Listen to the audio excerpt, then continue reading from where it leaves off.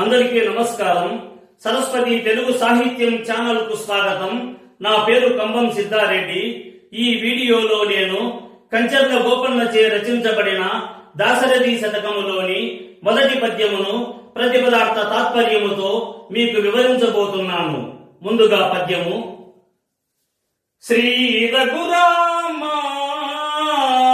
చారు తులసీ దళదామా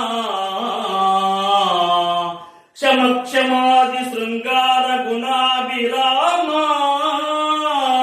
త్రిజగన్నుత శౌర్యదమాలలామ దుర్వారక బంధ రాక్షస విరామ జగజ్జన కల్మసార్ణవోతారక నామ భద్రగిరి దాశరథి కరుణాపయోనిధి.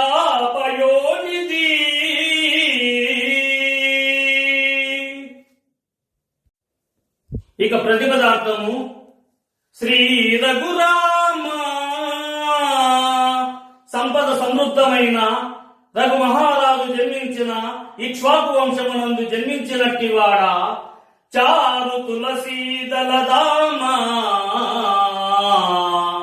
అందమైన తులసి ఆకులను దండగా కలిగినట్టి వాడా క్షమక్షమాది శృంగార గుణాభిరామ శాంతి సహనము మొదలైన గుణాలకు మనోహరమైనట్టి వాడా త్రిజగన్నుత శౌర్యరమాలలామ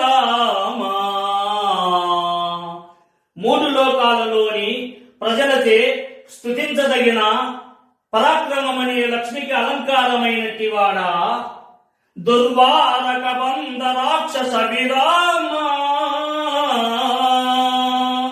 వారించుటకు అడ్డు కాని కబంధుడనే రాక్షసుని సంహరించినట్టి వాడా జగజ్జన కల్మసార్ణవో తారక నామా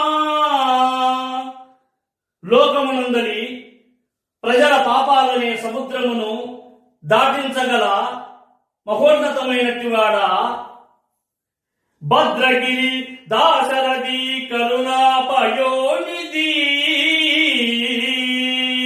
భద్రగిరి భద్రాచలంలో కొలువై ఉన్న కరుణాపయోనిధి విశాలమైన సముద్రము వంటి దయగలిగినట్టి వాడా ఓ దశరథ నందన. ఇక తాత్పర్యము.